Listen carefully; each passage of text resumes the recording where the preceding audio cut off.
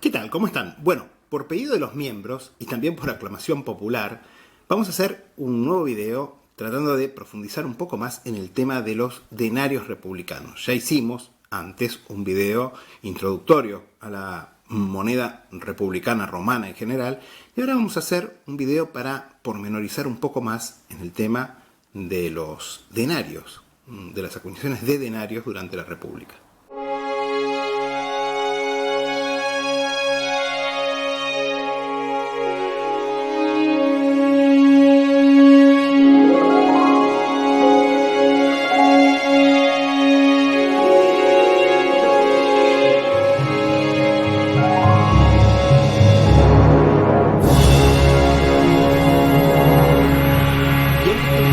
Digamos que me habían propuesto hacer un video sobre las familias que acuñaron monedas, etcétera, pero quería aclararles que este es un concepto anticuado. En realidad eran los catálogos del siglo XIX, como el de Cohen, como el de Babelón, que proponían justamente organizar las acuñaciones de los denarios y de las monedas en general de la República en familias. De esta manera, si ustedes ven catálogos antiguos, obsoletos, van a ver que las monedas vienen efectivamente organizadas por familias. Bueno, esto ya no se hace más porque, digamos, no es una aproximación científica al tema de la moneda republicana.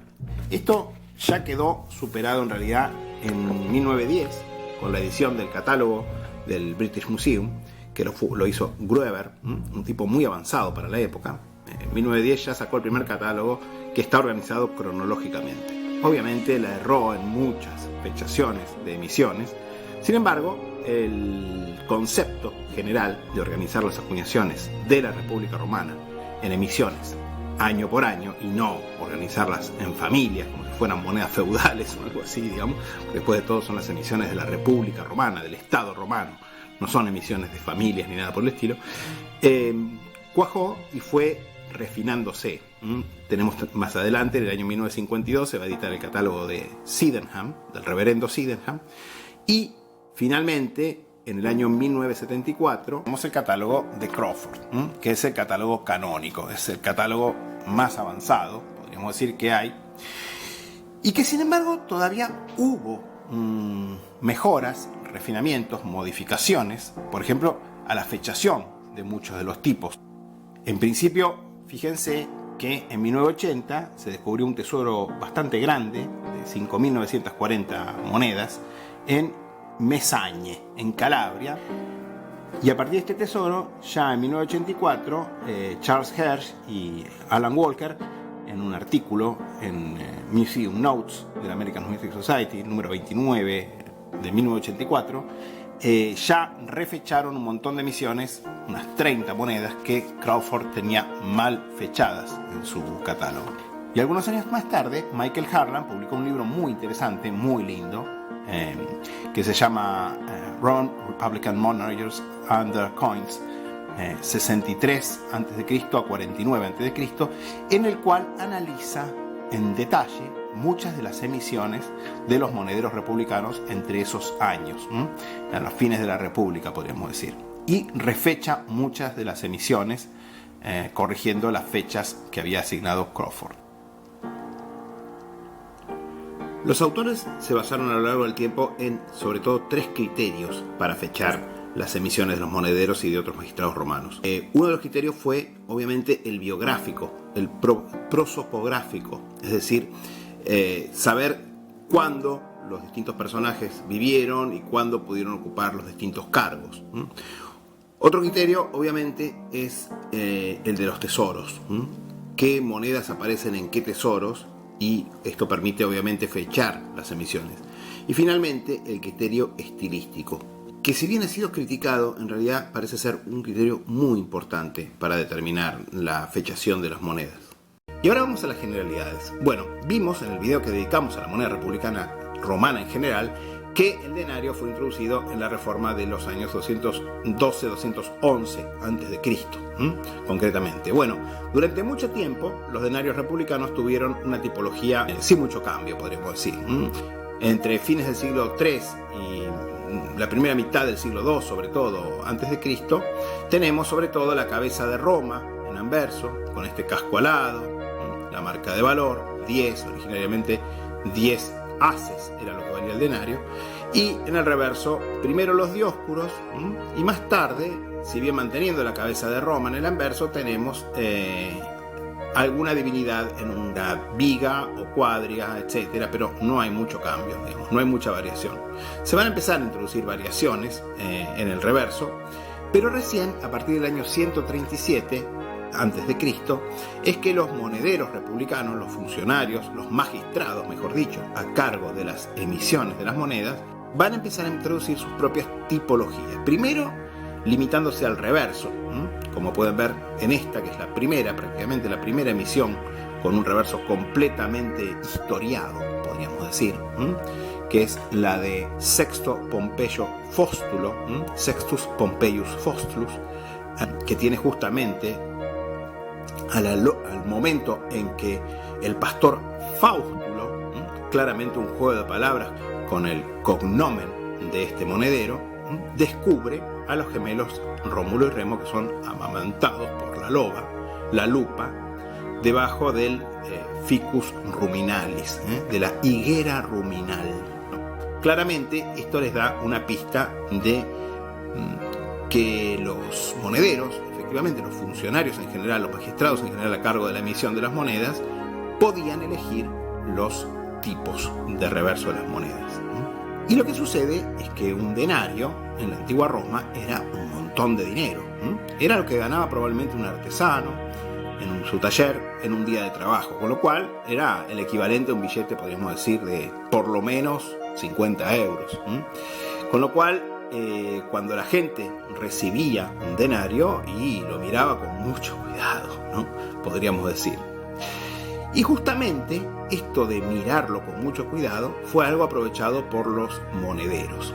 Los triunviros monetales, los tresviri aere argento et auro, flando et feriundo, que eran los jóvenes magistrados a cargo, responsables de la emisión de las monedas. 3 magistrados, tresviri, aere argento et auro, flando et feriundo, es decir, encargados de fundir y acuñar el cobre, la plata y el oro.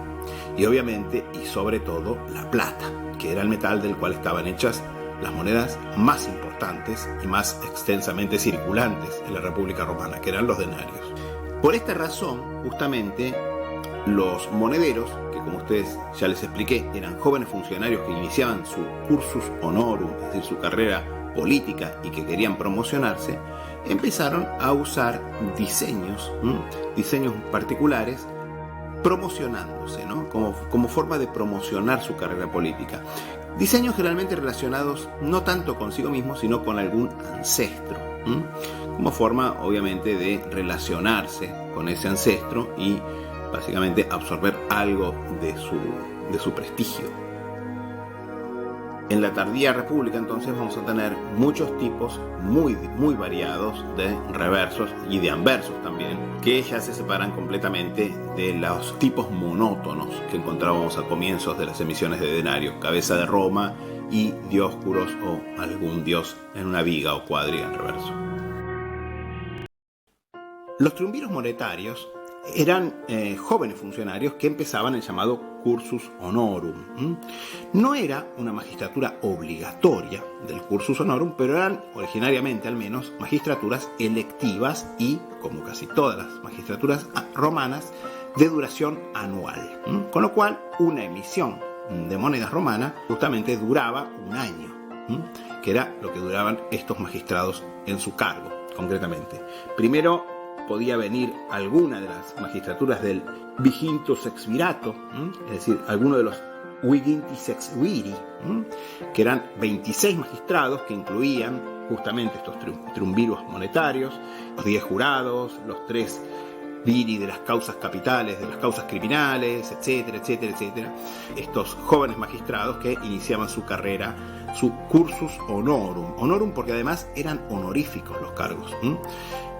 Recordemos que estamos en una época en que no se pagaban los cargos, sino que justamente se hacían de forma honoraria porque daban un enorme prestigio.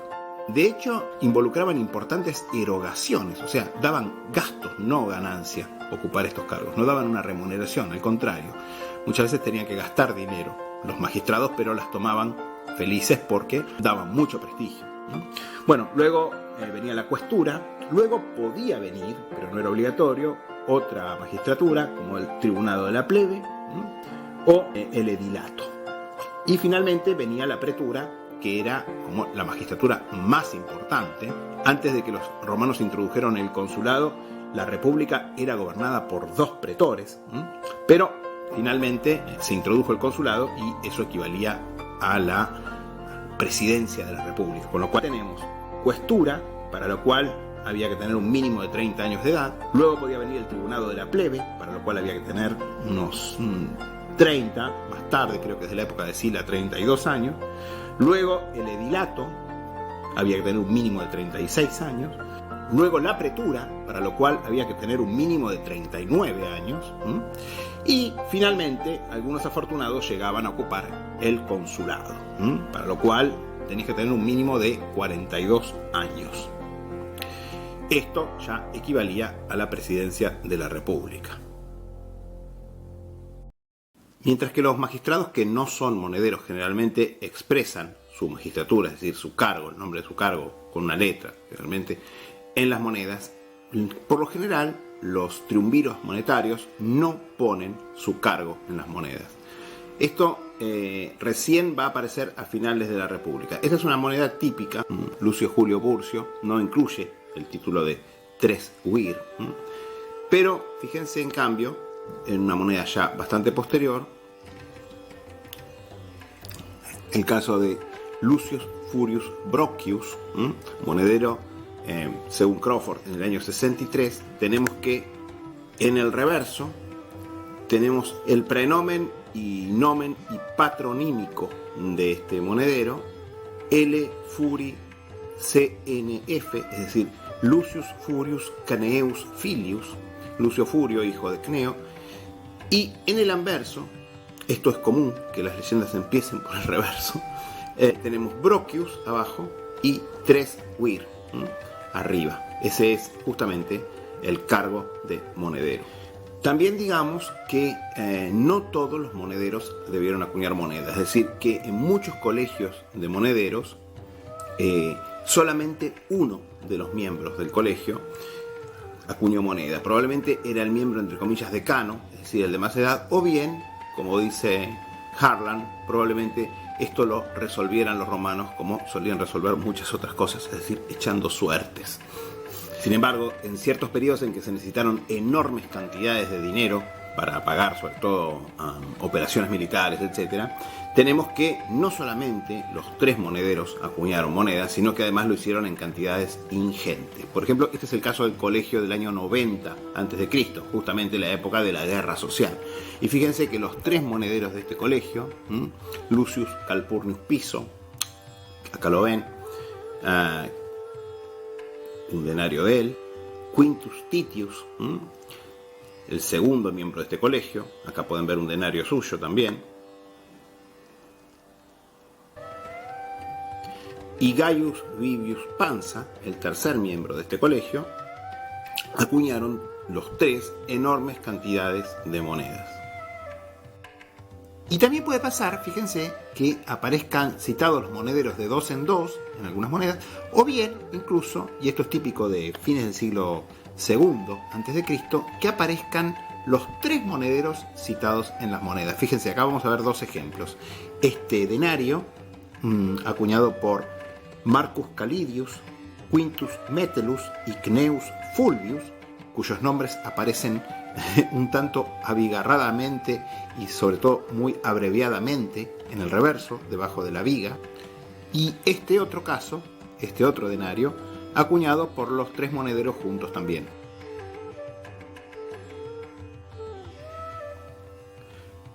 Appius Claudius Pulcher, Titus Manlius Mancinus y Quintus Urbinius. Una emisión del año 111-110 aproximadamente, según Crawford. Ahora bien, no solo los triunviros acuñaron moneda, sino que también, excepcionalmente, por alguna razón, otros magistrados republicanos acuñaron también moneda. Generalmente, muchas de estas monedas llevan la sigla SC, es decir, o ex-SC, es decir, ex Senato Consulto, quiere decir por ley especial del Senado, porque estos magistrados recibían una asignación presupuestaria para cumplir su misión del Senado y por lo tanto estaban autorizados a acuñar las monedas, el dinero necesario para cumplir con su asignación, para tener los fondos para cumplir con su misión, podríamos decir. Obviamente que entre los principales magistrados que acuñaron moneda, además de los triunviros monetales, estaban los cuestores. Y digo obviamente porque los cuestores eran los funcionarios financieros de la República, encargados de justamente recaudar impuestos y también pagar. Con lo cual, obviamente que los cuestores tienen emisiones especiales de monedas.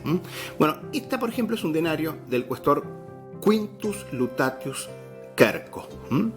Y fíjense que debajo del praenomen y del nomen de este magistrado tenemos la Q. La Q designa justamente el puesto de cuestor. Acá podemos ver otra moneda acuñada por un cuestor, en este caso Marco Sergio Silo, un pariente lejano del célebre o infame Catilina. Existen, sin embargo, casos que se prestan a confusión. ¿Por qué?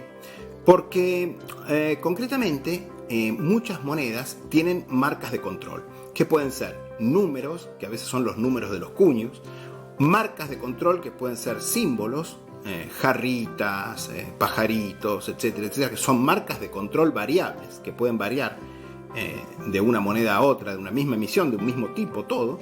Y también pueden ser, bueno, como les digo, números o letras, incluso letras del alfabeto latino. Entonces, por ejemplo, este denario que vemos acá, de Lucius Memmius Galeria, cuyo nombre completo aparece abajo, tiene una letra Q en el campo. Y entonces podríamos decir que Lucius Memmius Galeria acuña como cuestor. Pero no, porque si comparamos con otros ejemplares de esta misma emisión, vemos que la letra cambia. Con lo cual esta Q, que es idéntica a la que veíamos en la otra moneda, no refiere al puesto de cuestor, sino que es una letra de control de esta emisión, ya que en otros ejemplares aparecen otras letras. Pero esto solo podemos saber por contraste con otros ejemplares. Posiblemente los funcionarios que más acuñaron moneda en la República sin ser triunviros monetarios hayan sido los ediles curules. Fíjense, acá tienen en este caso un denario de Publius Furius Crasipes, que fue edil curul en el año 84 a.C., con su nombre en el reverso, mejor dicho, Crasipes, y fíjense, acá pone su magistratura, su cargo, aed cur. Y digo obviamente también porque claramente los ediles curules, como estaban encargados, por ejemplo, de la organización de festivales públicos, del suministro de ciertas cosas, etcétera, a la población, tenían muchos gastos y tenían que ser autorizados también. Muchas veces recibían asignaciones presupuestarias del Senado y esas asignaciones las amonedaban directamente a nombre del edil curul, porque eran emisiones extraordinarias, no eran las emisiones normales para las erogaciones del Estado, que básicamente las cubría el tesoro del Senado con las monedas acuñadas por los monederos. Algunas emisiones son realizadas conjuntamente por dos ediles curules, como es el caso de estos denarios del año 58, que son muy interesantes. Tienen mucha información, tienen los nombres de los dos ediles, Publius Aemilius Scaurus y Publius Plautius Ipsaeus, ediles curules del año 58 a.C. Y fíjense que esta moneda es muy interesante por muchas cosas, ¿no? Además de que, como pueden ver, trae mucha información de quienes la mandaron a acuñar. Por otro lado, fíjense que aclara que esta emisión, que es de ediles curules, es ex senato consulto, es decir, por ley especial del Senado. Y fíjense que además es una moneda muy interesante, sobre todo para quienes nos gusta y coleccionamos con mucha avidez las monedas del reino de Nabatea, porque presenta, fíjense, al rey Aretas de Nabatea, que se está arrodillando junto a su camello, como rindiendo pleitesía, rindiéndose a los romanos, podríamos decir. Así que claramente esto celebra el hecho de la rendición de los nabateos, del rey Aretas III de Nabatea, sería, si mal no recuerdo, a Roma.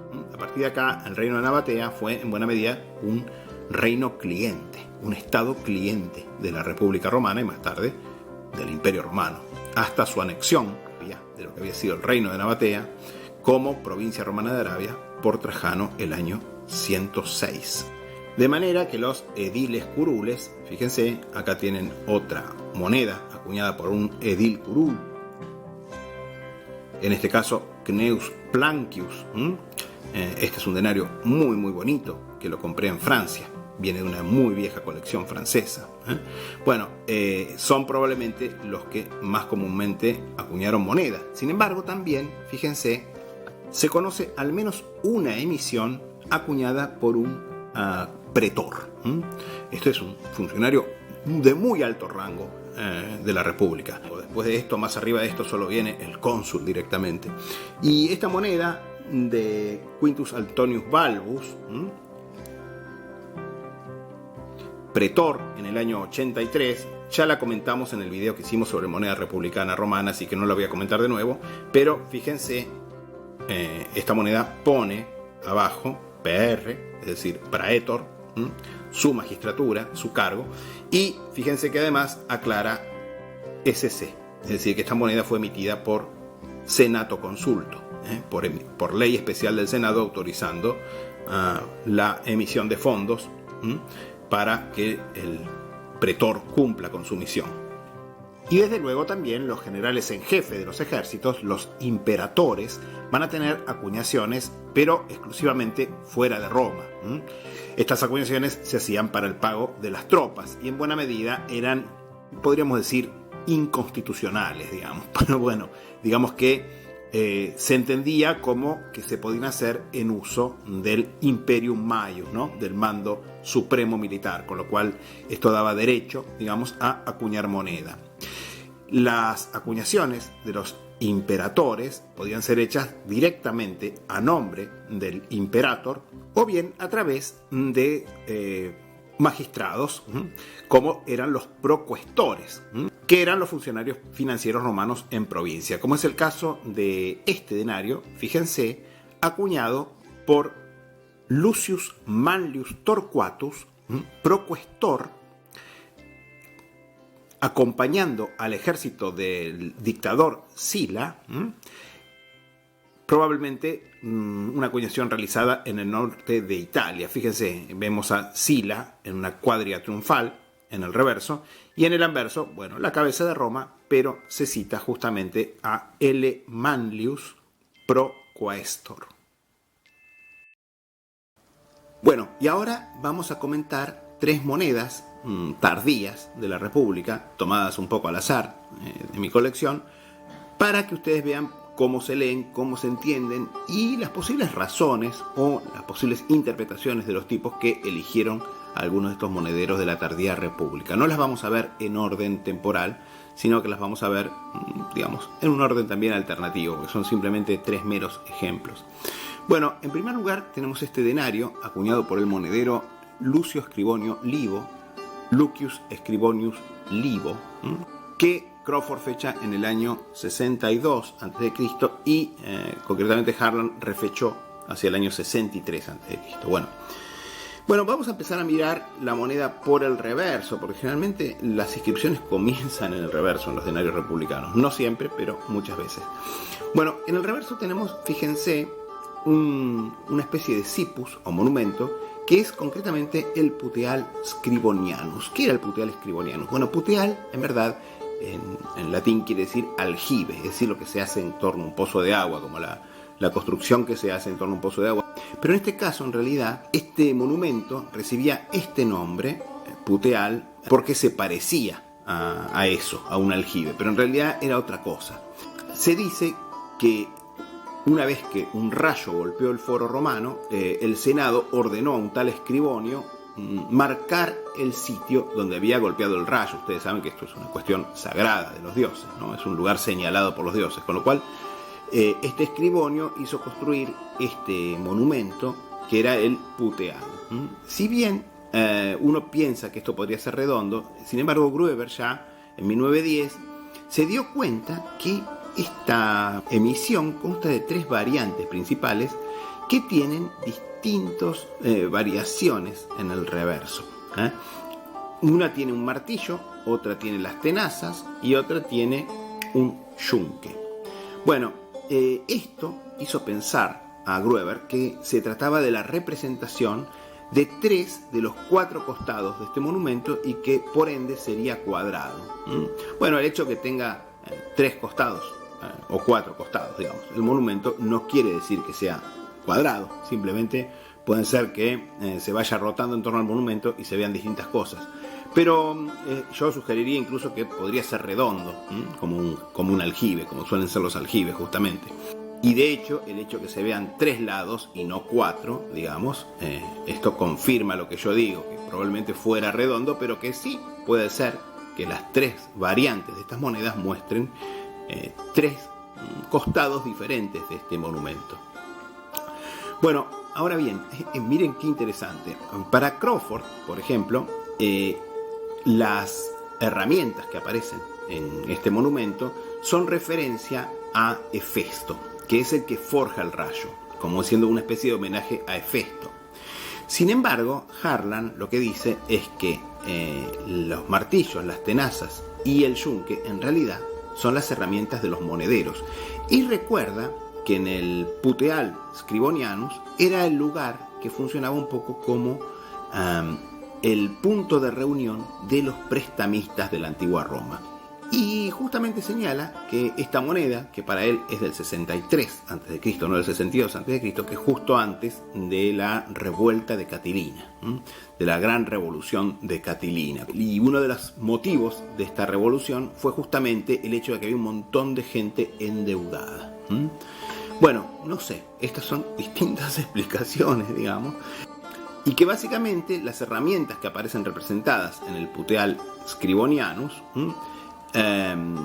hacen referencia a las monedas, justamente a la acuñación de moneda, razón por la cual los prestamistas habrían elegido este sitio como punto de reunión.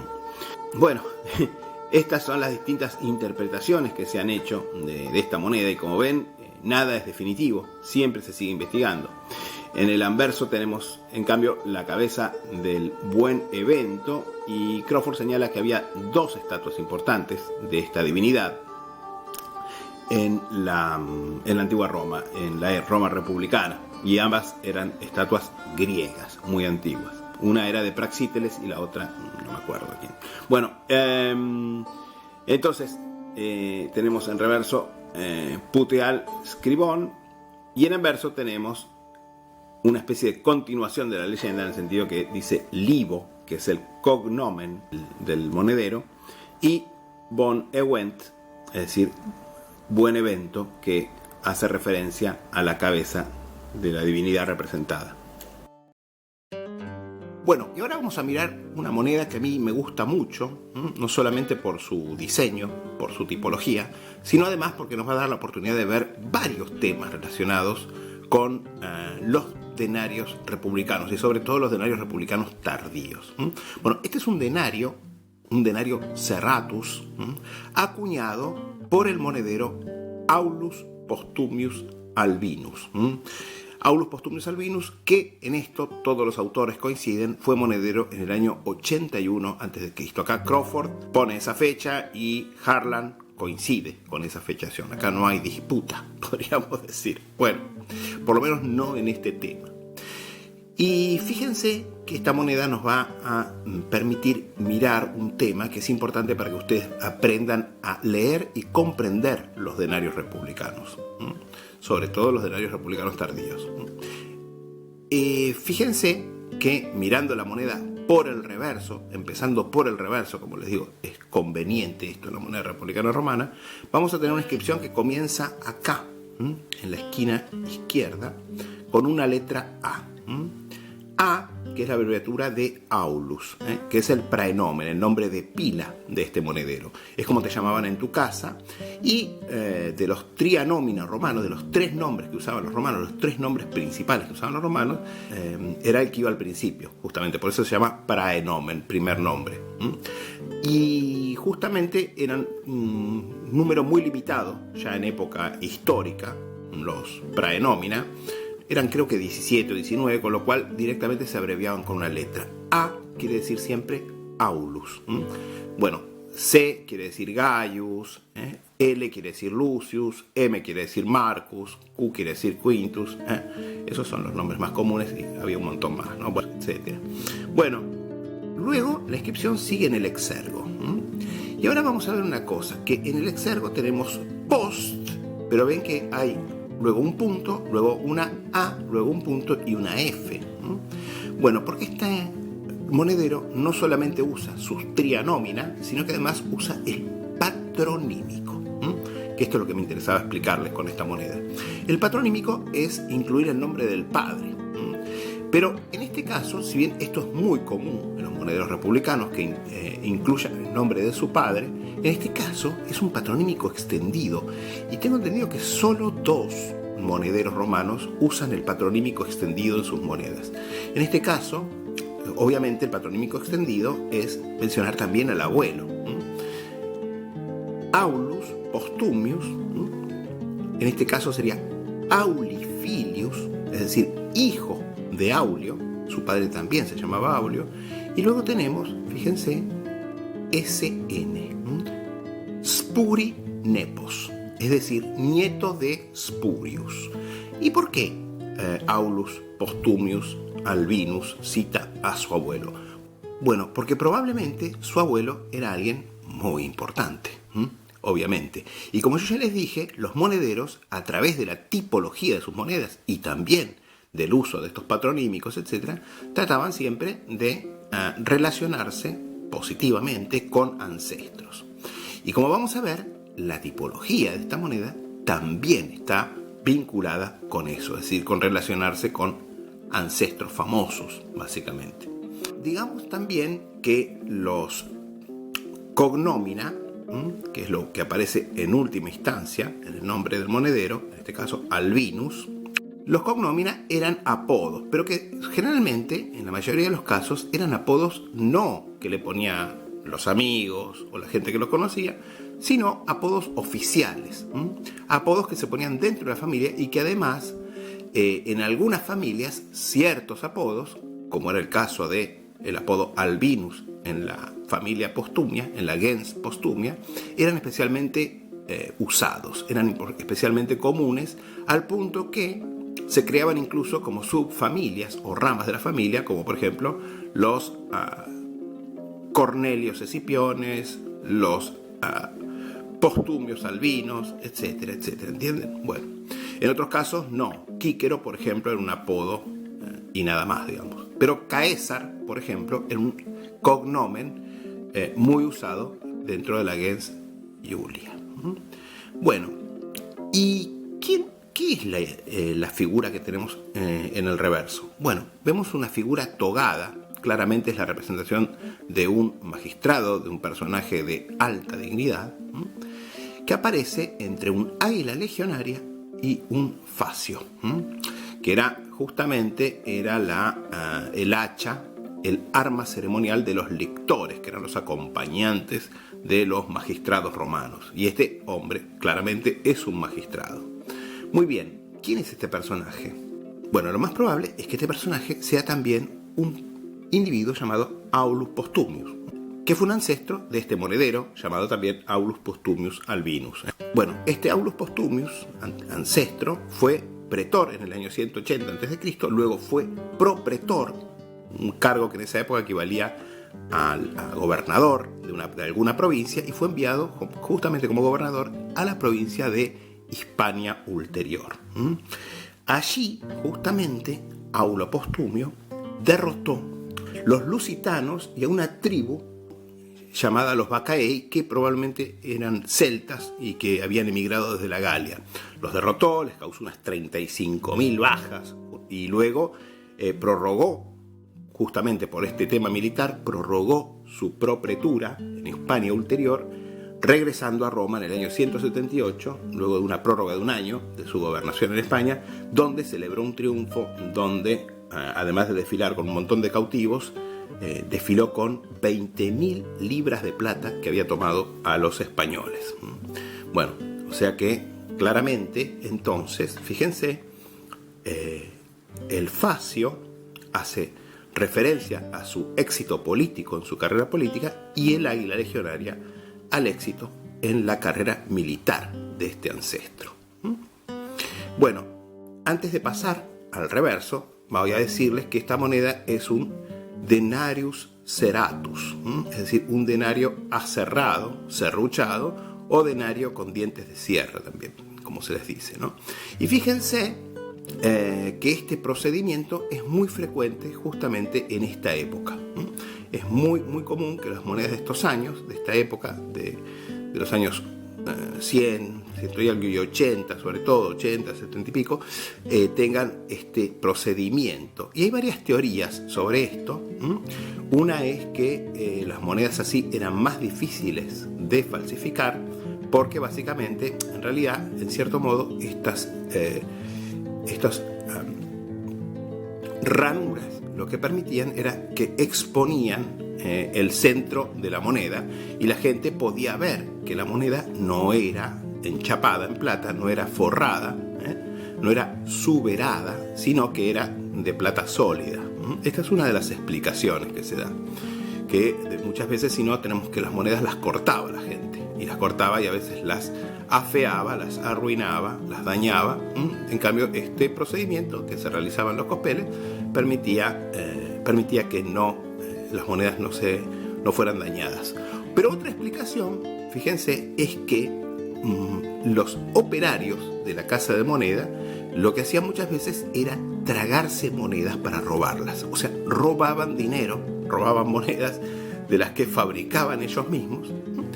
Y la idea de que la moneda se le hiciera los dientes de sierra era para que les resultara indigesta a los trabajadores deshonestos que se robaban las monedas, porque es mucho más áspera la moneda así y mucho más complicada de tragar. Un poco me hace acordar me acuerdo que había un programa sobre los policías que trabajaban en los aeropuertos y detectaban los que llevaban la droga en el estómago. Bueno, en esa época no había radiografías, entonces lamentablemente no había forma de detectar cuando alguien se robaba monedas, se llevaba monedas en sus intestinos. Y ahora vamos a pasar al anverso de esta moneda. Y fíjense qué anverso atractivo que tiene esta moneda. Esta moneda en el anverso tiene una jovencita, una joven con la cabeza con velo, con la cabeza velada. ¿Y quién es esta joven? Esta joven es la personificación de un país. Concretamente es la personificación de, la misma moneda nos lo aclara, Hispania. ¿Ven? Hispan detrás de la cabeza. De manera que, claramente, la moneda sigue haciendo alusión a los hechos gloriosos de este Aulo Postumio, concretamente. Y me encanta cómo Hispania aquí es representada como una españolita, podríamos decir, muy hermosa, con una belleza natural, podríamos decir, altiva, desafiante, rebelde, como eran precisamente los pueblos prerromanos de la Hispania, ¿no? Tiene un encanto especial esta belleza salvaje, podríamos decir, porque un poco responde al estereotipo que los extranjeros tenemos de la mujer española, ¿no? Un poco como de mujeres temperamentales, ¿no? Como Carmen de Bizet, por ejemplo. Bueno, es un anverso especialmente atractivo para mí. Ahora bien, ¿por qué Aulo Postumio, el monedero, hace referencia a este ancestro, Aulo Postumio, pretor en 180 a.C.? Bueno, porque justamente Harlan dice que Esto se da porque justamente en esta época se da en España la revuelta de Sertorio, que tenía mucho apoyo entre los lusitanos y que obviamente daba refugio a muchos de los fugitivos que habían apoyado a Mario. Recuerden que estamos a fines del año 82, Sila derrota justamente a los del partido de Mario, mueren los dos cónsules, de hecho se nombra un interrex, y Aulo Postumio claramente es uno de los funcionarios, de estos jóvenes funcionarios, que emprende el cursus honorum bajo la nueva constitución del dictador de Sila, porque Sila en el año 81, a comienzo del 81, va a ser electo dictador perpetuo, es decir, dictador sin límite de tiempo hasta que termine de arreglar las cosas, con lo cual, se reorganiza todo el cursus honorum, etc. Y Aulo Postumio Albino, este monedero, debe haber sido uno de los personajes que ambiciosamente quiso iniciar su carrera en el nuevo orden de las cosas, podríamos decir. Así que claramente la elección de la tipología de esta moneda, el ancestro Aulo Postumio. De hecho, la elección de esta tipología, la tipología española y los ancestros, Spurius, el abuelo, Spurius Postumius, fue cónsul en el año 110 a.C., de ahí a que es mencionado en esta moneda, porque fue un personaje muy importante, e incluso, obviamente, además, incluso fíjense que un tío de este Aulo Postumio monedero fue también cónsul en el año 99. Con lo cual, ven que es una moneda que mira al pasado, pero también, según Harlan al menos, mira al presente, en el sentido que hace referencia justamente a los hechos que estaban aconteciendo en el mismo momento en que fue acuñada la moneda.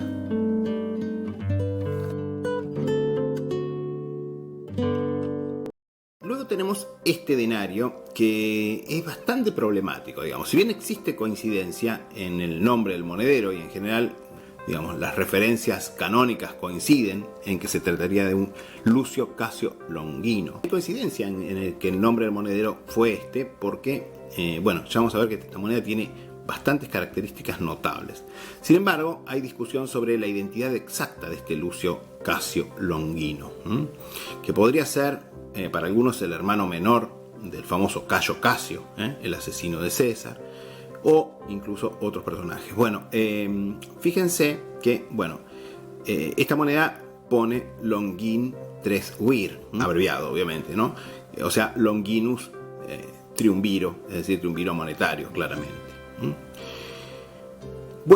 Ahora bien, esta moneda tiene una cosa muy interesante y misteriosa, que es un nombre codificado en secreto.